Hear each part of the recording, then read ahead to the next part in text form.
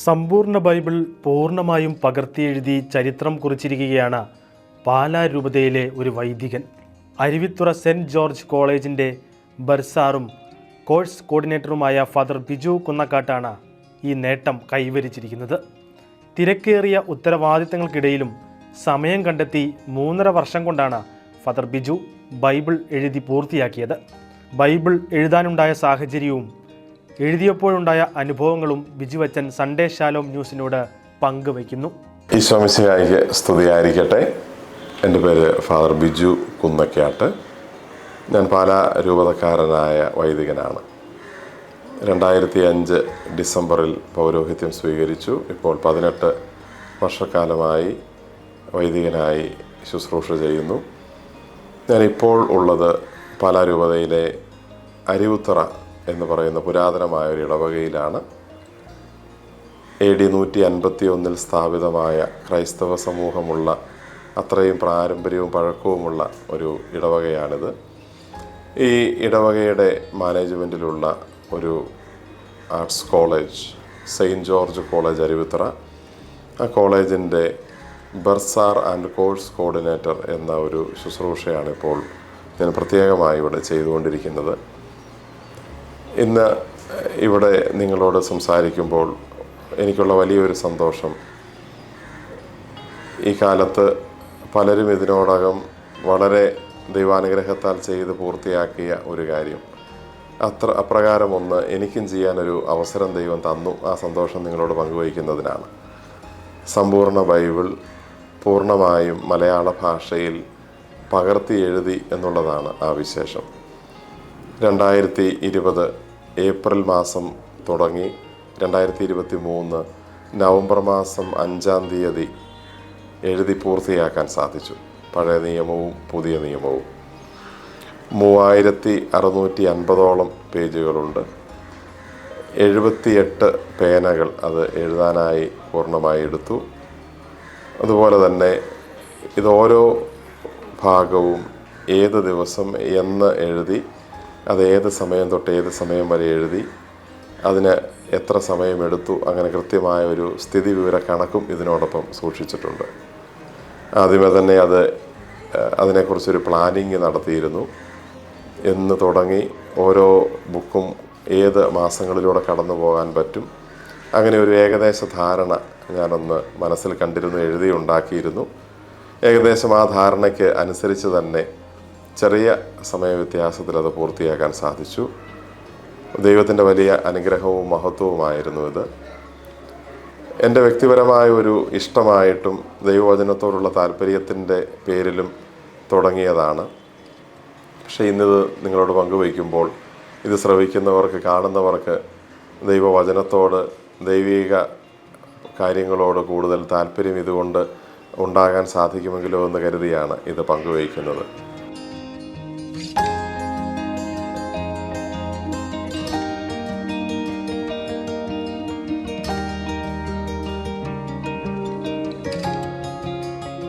മൂന്നര വർഷത്തിലധികം എടുത്താണ് ഞാനിത് എഴുതി പൂർത്തിയാക്കിയത്. ഓരോ ദിവസവും കിട്ടുന്ന സമയങ്ങൾ എഴുതുക എന്നുള്ളതായിരുന്നു എൻ്റെ മുമ്പിലുണ്ടായിരുന്ന പദ്ധതി. എങ്കിലും ചുരുങ്ങിയത് രാവിലെ ഒരധ്യായവും വൈകിട്ട് ഒരധ്യായവും എഴുതുക. അന്നത്തെ എൻ്റെ എല്ലാ പ്രവർത്തനങ്ങളും ആ 2 എഴുത്തുകൾക്കുള്ളിൽ, രാവിലെ എഴുതുന്നതിനും വൈകിട്ട് എഴുതുന്നതിനുമുള്ളിൽ എൻ്റെ ബാക്കി എല്ലാ കാര്യങ്ങളും നടക്കുക. ദൈവവചനത്തിൻ്റെ ഒരു കോട്ട പോലെ ഈ ബൈബിൾ എഴുതുന്ന കാര്യം രാവിലെയും വൈകിട്ടും നിൽക്കുക എന്നുള്ളതായിരുന്നു എൻ്റെ മനസ്സിൽ അടിസ്ഥാനപരമായ ചിന്തയായി ഉണ്ടായിരുന്നത്. പ്രത്യേകിച്ച് ഇതെഴുതി തുടങ്ങുമ്പോൾ ഞാൻ പാലാ രൂപതയുടെ ആതുര സേവന രംഗത്തുള്ള പുതിയ കാൽവയ്പായ മാർസ്ലിവ മെഡിസിറ്റി പാലയുടെ ഡയറക്ടറായി സേവനം ചെയ്യുകയായിരുന്നു. കഴിഞ്ഞ 3 വർഷങ്ങളിൽ ഞാൻ അവിടെ ഡയറക്ടറായി സേവനം ചെയ്തു. അതുകൊണ്ട് തന്നെ പകൽ മുഴുവൻ ആശുപത്രിയിലെ ജോലികൾ കോവിഡ് കാലത്തുൾപ്പെടെ എനിക്കുണ്ടായിരുന്നു. രാവിലെ ജോലിക്ക് പോകുന്നതിന് മുമ്പും വൈകിട്ട് ആ ശുശ്രൂഷകൾ കഴിഞ്ഞ് വന്ന് കിടക്കുന്നതിന് മുമ്പുമായി എഴുതി തുടങ്ങിയതാണ്. ഒരവസരത്തിലും എനിക്കിത് തുടങ്ങിപ്പോയല്ലോ, ഇനി അത് പൂർത്തിയാക്കാതെ എങ്ങനെ നിർത്തും, അങ്ങനെ ഒരു ബുദ്ധിമുട്ട് ഒരവസരത്തിൽ പോലും തോന്നിയിട്ടില്ല. അത് ഓരോ തവണ എഴുതുമ്പോഴും ദൈവം അതിൻ്റെ ആഗ്രഹം, അത് അടുത്ത ഭാഗം എഴുതാനുള്ള ആഗ്രഹം മനസ്സിലേക്ക് തന്ന് വളരെ സന്തോഷപൂർവ്വമാണ് എനിക്കത് എഴുതി പൂർത്തിയാക്കാനായിട്ട് സാധിച്ചത്. 3 വർഷം മാർസിലുവ മെഡിസിറ്റിയിൽ ശുശ്രൂഷ ചെയ്തിരുന്ന അവസരത്തിൽ ഞാൻ പഴയ നിയമം പൂർണ്ണമായും അവിടെ വെച്ച് എഴുതി. അതിനുശേഷം വിശുദ്ധ മത്തായിയുടെ സുവിശേഷവും അവിടെ വെച്ച് തീർക്കാൻ സാധിച്ചു. കഴിഞ്ഞ വർഷമാണ് ഞാൻ ഇപ്പോൾ ശുശ്രൂഷ ചെയ്യുന്ന അരുവിത്ര പള്ളിയിലേക്കും അരുവിത്ര കോളേജിലേക്കുമായി സ്ഥലം മാറിയത്. ഇവിടെ വന്നിട്ട് വിശുദ്ധ മർക്കോസിൻ്റെ സുവിശേഷം മുതൽ കഴിഞ്ഞ 10-11 മാസത്തോളം സമയമെടുത്ത് വെളിപാട് വരെയുള്ള പുസ്തകങ്ങളും അങ്ങനെ ഏകദേശം മുഴുവൻ എഴുതി തീർക്കാനായിട്ട് സാധിച്ചു. ഓരോ ദിവസവും നിശ്ചിത സമയങ്ങൾ എഴുതുക എന്നൊരു പദ്ധതി എളുപ്പമായിരുന്നില്ല. കാരണം എനിക്ക് ഔദ്യോഗികമായ ജോലികളും ശുശ്രൂഷകളും ഉണ്ടായിരുന്നതുകൊണ്ട്. അതുകൊണ്ട് എപ്പോൾ സമയം കിട്ടുന്നോ അപ്പോൾ ചിലപ്പോൾ അത് 10 മിനിറ്റ് ആവാം, 5 മിനിറ്റ് ആവാം. 1 മണിക്കൂർ എഴുതിയ അവസരങ്ങൾ പലതുണ്ട്, അരമണിക്കൂർ എഴുതിയതുണ്ട്. ബൈബിളിലെ ഏറ്റവും വലിയ അധ്യായം സങ്കീർത്തന പുസ്തകത്തിൽ 119 അധ്യായം, അത് മുഴുവനായിട്ടും ഒരുമിച്ച് എഴുതണമെന്ന് ഒരു വലിയ ആഗ്രഹമായിരുന്നു. അതൊരിടത്ത് മുറിക്കാതെ 3.25 മണിക്കൂർ ഒരുമിച്ചിരുന്ന് അത് പൂർണ്ണമായി എഴുതി തീർത്തതിൻ്റെ ഒരു സന്തോഷം ഈ അവസരത്തിൽ ഓർക്കുന്നു. ദൈവത്തിൻ്റെ വലിയൊരു പരിപാലനയും അനുഗ്രഹവും, പ്രത്യേകിച്ച് അത് എഴുതി പൂർത്തിയാക്കുമ്പോൾ ഒത്തിരിയേറെ മേഖലകളിൽ ദൈവം അനുഗ്രഹിക്കുകയും ദൈവത്തിൻ്റെ സാന്നിധ്യം കൂടെ ഉള്ളത് അനുഭവിക്കുകയും ചെയ്യുന്ന സന്തോഷകരമായ ഒരു അനുഭവമാണ് ബൈബിൾ എഴുതി പൂർത്തിയാക്കുമ്പോൾ എനിക്കുള്ളത്.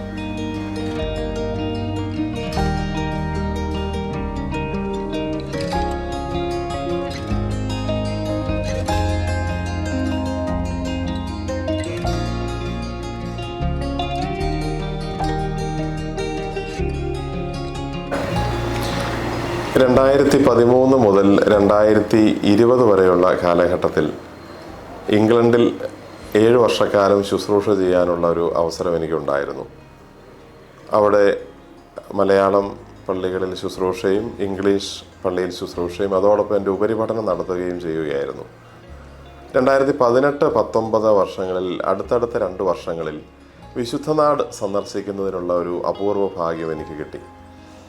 2 വർഷങ്ങളിൽ അടുത്തടുത്ത സമയങ്ങളിൽ വിശുദ്ധനാട് സന്ദർശിച്ചപ്പോൾ ഈശോയുടെ നാടും ഈശോയുടെ ആ പ്രദേശങ്ങളും എല്ലാം കണ്ടപ്പോൾ നമുക്കതേക്കുറിച്ച് പെട്ടെന്നുള്ള അറിവ് അല്ലെങ്കിൽ സാധാരണ കിട്ടിക്കൊണ്ടിരിക്കുന്ന അറിവ് വിശുദ്ധ ഗ്രന്ഥത്തിൽ നിന്നാണ്, സുവിശേഷത്തിൽ നിന്നാണ്. ആ സ്ഥലങ്ങളെല്ലാം നേരിട്ട് കാണുകയും മനസ്സിലാക്കുകയും ഒക്കെ ചെയ്തത് ഈശോയോടും ആ പ്രദേശങ്ങളോടും ആ കാലങ്ങളോടും പ്രത്യേകിച്ച് ആ കാലത്തിൽ എഴുതപ്പെട്ട ദൈവവചനത്തോടും വലിയൊരു താല്പര്യം എൻ്റെ മനസ്സിൽ ഉണർത്തുന്നതിന് കാരണമായി. അന്ന് മുതൽ എൻ്റെ മനസ്സിൽ വലിയൊരു ആഗ്രഹമായിരുന്നു, എല്ലാവരും ബൈബിൾ എഴുതുന്ന പോലെ സാധിക്കുമെങ്കിൽ എനിക്കും ഒന്ന് എഴുതണം. ആശങ്കയുണ്ടായിരുന്നു, അത് എങ്ങനെ എഴുതി പൂർത്തിയാക്കാൻ പറ്റും, അതിനുള്ളൊരു ദൈവാനുഗ്രഹം ഉണ്ടാകുമോ. എങ്കിലും ദൈവ കരുണയിൽ ദൈവ പദ്ധതിയിൽ ആശ്രയിച്ച് എഴുതി തുടങ്ങുകയായിരുന്നു. തീർത്തും വലിയ സന്തോഷത്തിൻ്റെ ഒരു അനുഭവമാണ് അത് എഴുതി കഴിഞ്ഞപ്പോൾ എനിക്ക് കിട്ടിയത്. എഴുതുന്ന അവസരങ്ങളിലെല്ലാം ദൈവം കൈപിടിച്ച് നടത്തുന്നു എന്നൊരു തോന്നലുണ്ടായിരുന്നു. വിശുദ്ധ ഗ്രന്ഥത്തെക്കുറിച്ച് നമ്മളെപ്പോഴും സഭയിൽ നിന്ന് മനസ്സിലാക്കുന്ന ഒരു കാര്യം, ദൈവനിവേശിതരായ ആളുകൾ, ഡിവൈൻലി ഇൻസ്പയർഡ് ആയ ആളുകൾ ദൈവം കൊടുത്ത ആ അനുഗ്രഹം അനുസരിച്ച് ദൈവവചനം എഴുതി എന്നുള്ളതാണ് ബൈബിളിനെ കുറിച്ച് നമ്മൾ മനസ്സിലാക്കുന്ന ഒരു കാര്യം.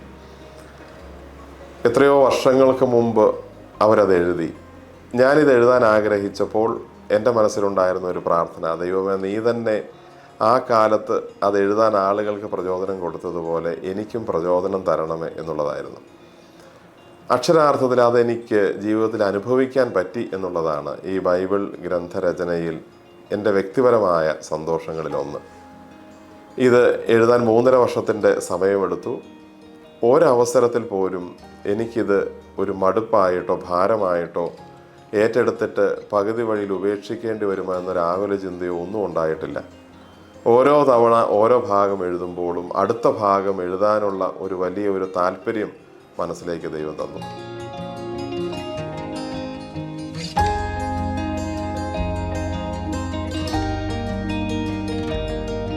2020 മാർച്ച് 24 എഴുതി തുടങ്ങി. 2023 നവംബർ 5 വിശുദ്ധ സക്കറിയായുടെയും വിശുദ്ധ എലിസബത്തിൻ്റെയും തിരുനാൾ ദിവസമാണ് ബൈബിൾ എഴുതി പൂർത്തിയാക്കിയത്.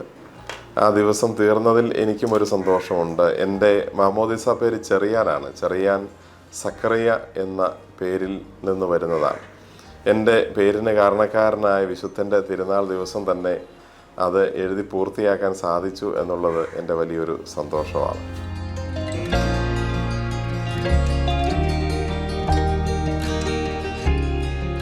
ഈ വിശുദ്ധ ഗ്രന്ഥ രചനയ്ക്കായിട്ട് ഞാൻ വളരെ പ്രത്യേകമായ രീതിയിൽ ചില പേനകൾ ഉപയോഗിച്ചു. സാധാരണ നമ്മുടെ കടയിൽ നിന്ന് കിട്ടുന്ന പേനകൾ തന്നെ. പക്ഷേ ഈ പേനകൾ വിശുദ്ധ ഗ്രന്ഥ രചനയ്ക്ക് മാത്രമായിട്ടാണ് ഞാൻ മാറ്റിവെച്ചിരുന്നത്. അതിനിടയ്ക്ക് മറ്റൊന്നിനും ഈ പേനകൾ ഉപയോഗിച്ച് എഴുതിയിരുന്നില്ല. ഒരു പേന എടുക്കും, അത് എഴുതി പൂർത്തിയാക്കി കഴിയുമ്പോൾ അതിൽ ആ പേനയുടെ നമ്പർ എത്രയാണോ ഇട്ട് അടുത്ത പേനയിലേക്ക് പോകുന്നതിന് മുമ്പ് ഇത് കൃത്യമായി ലേബൽ ചെയ്ത് മാറ്റിവെക്കും. ഉദാഹരണത്തിന് ഇത് 74ാമത്തെ പേനയാണ് യാദൃച്ഛികമായിട്ട് ഇപ്പോൾ പെട്ടെന്ന് ഞാൻ എടുത്തപ്പോൾ കിട്ടിയത്. 78 പേനകളാണ് അങ്ങനെ പൂർണ്ണമായും എഴുതി പൂർത്തിയാക്കിയത്. വിശുദ്ധ ഗ്രന്ഥം എഴുതുന്നത് ദൈവത്തിൻ്റെ വാക്കുകളാണ്, മനുഷ്യൻ്റെ വചനങ്ങളല്ല, മനുഷ്യൻ്റെ ചിന്തയല്ല. ദൈവത്തിൻ്റെ ബുദ്ധിയിലുണ്ടായ കാര്യം, ദൈവം പറഞ്ഞ വാക്കുകൾ എഴുതിയ ഒരു പേനയ്ക്ക് പോലും അതിൻ്റെ ഒരു പ്രാധാന്യം എൻ്റെ മനസ്സിലുണ്ടായിരുന്നതിനെ ഞാൻ പ്രത്യേകമായ രീതിയിലൊന്ന് ആദരിച്ച് വെച്ചിരിക്കുന്നു എന്ന് മാത്രമേ ഉള്ളൂ. ഇതിൻ്റെ ഈ ഗ്രന്ഥരചനയ്ക്ക് ഉപയോഗിച്ച ഒരു പ്രത്യേക കാര്യമെന്ന രീതിയിലുള്ള ഒരു പ്രത്യേകതയാണ് ആ പേനയ്ക്കുമുള്ളത്. അങ്ങനെ ചെയ്യാൻ സാധിക്കുന്ന അത്ര പ്രത്യേകതകൾ ഇതിനോട് ചേർത്ത് വെച്ച് ഞാൻ ചെയ്യാനായിട്ട് ഇതൊരു ലൈഫ് ടൈം വർക്ക് എന്ന രീതിയിൽ ശ്രദ്ധിച്ചു. എഴുതിയത് മുഴുവൻ ഓരോന്നും സൂചിപ്പിച്ചതുപോലെ ഏത് സമയത്ത് എപ്പോൾ എഴുതി എന്നുള്ള കാര്യവും കൃത്യമായി ഒരു ബുക്കിൽ സൂചിപ്പിച്ചിട്ടുണ്ട്.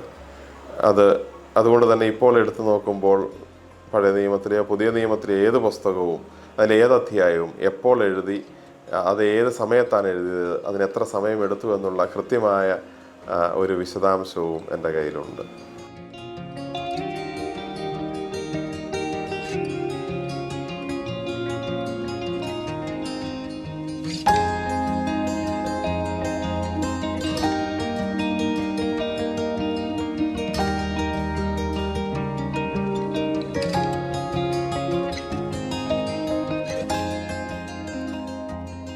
ഇത് ഏകദേശം 10 കിലോയോളം ഭാരമുണ്ട്.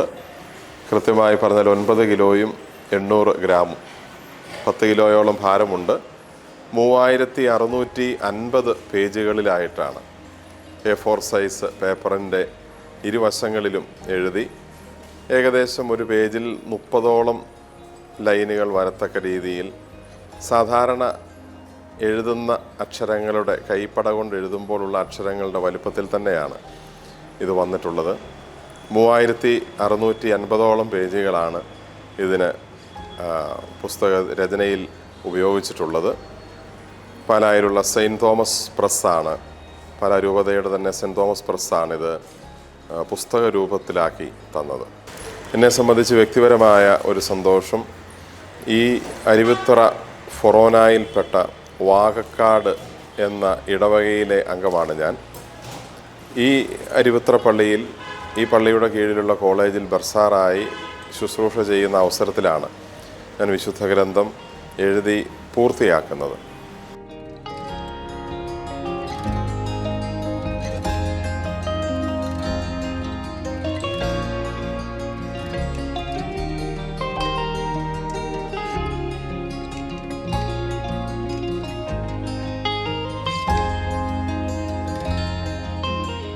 ബൈബിൾ എഴുതി കഴിഞ്ഞപ്പോഴും ഹൃദയത്തിൽ അവാച്യമായ ഒരു സന്തോഷം, അത് എഴുതി തീർത്തു എന്നതിൻ്റെ അകത്തുള്ള ഒരു അഭിമാനമല്ല, അല്ലെങ്കിൽ അതിനേക്കാൾ ഉപരി ദൈവം തരുന്ന ഒരു സ്വർഗീയ സന്തോഷം എൻ്റെ ഉള്ളിൽ എനിക്ക് അനുഭവിക്കാൻ സാധിക്കുന്നുണ്ട്. അൾത്താരയിൽ നിന്ന് വചനം മുറിച്ച് നൽകാൻ നിൽക്കുമ്പോൾ ദൈവവചനത്തിൻ്റെ ആ ഒരു സമൃദ്ധി എന്നിലേക്ക് തരുന്നത് ഞാനിപ്പോൾ തിരിച്ചറിയുന്നുണ്ട്. ഞാൻ ചെയ്യുന്ന ശുശ്രൂഷകളിലൊക്കെ, ഇടപെടുന്ന മേഖലകളിലൊക്കെ ദൈവികമായ ഒരു അദൃശ്യ കരം, ദൈവത്തിൻ്റെ ഒരു സപ്പോർട്ട്, ദൈവത്തിൻ്റെ ഒരു സാന്നിധ്യവും ധൈര്യപ്പെടുത്തുന്ന ഒരു പ്രചോദനവുമൊക്കെ എനിക്ക് അനുഭവിക്കാനായിട്ട് സാധിക്കുന്നുണ്ട്. ചെയ്യുന്ന കാര്യങ്ങളൊക്കെ ദൈവം ഫലമണിയിക്കുന്നു എന്നുള്ളതും ഇതിൻ്റെ ഒരു വലിയ അനുഗ്രഹമായിട്ട് ഞാൻ മനസ്സിലാക്കുകയാണ്. അങ്ങനെ വ്യക്തിപരമായ എൻ്റെ ഒരു സന്തോഷത്തിൻ്റെ പേരിൽ, ആഗ്രഹത്തിൻ്റെ പേരിൽ ആരംഭിച്ച ഈ കാര്യം എനിക്കിത് വലിയ ഒരു അനുഗ്രഹമായി മാറി എന്നുള്ളതിന് യാതൊരു സംശയവുമില്ലാതെ എനിക്ക് മനസ്സിലെന്ന് പറയാൻ പറ്റും. ഞാനിത് എഴുതുന്നതിനെ കുറിച്ച് അറിഞ്ഞ്, എഴുതുന്നത് കണ്ട് പ്രചോദനം സ്വീകരിച്ച് എഴുതി തുടങ്ങിയ ആളുകളും അത് പൂർത്തിയാക്കിയവരും പലരുമുണ്ട്. അതും എൻ്റെ വലിയൊരു സന്തോഷങ്ങളിലൊന്നാണ്. മറ്റൊരാൾക്കൊരു നല്ല പ്രേരണ കൊടുക്കാൻ പറ്റിയല്ലോ എന്നുള്ള ഒരു ചാരിതാർത്ഥ്യവും തീർച്ചയായിട്ടും എനിക്കിതിലുണ്ട്.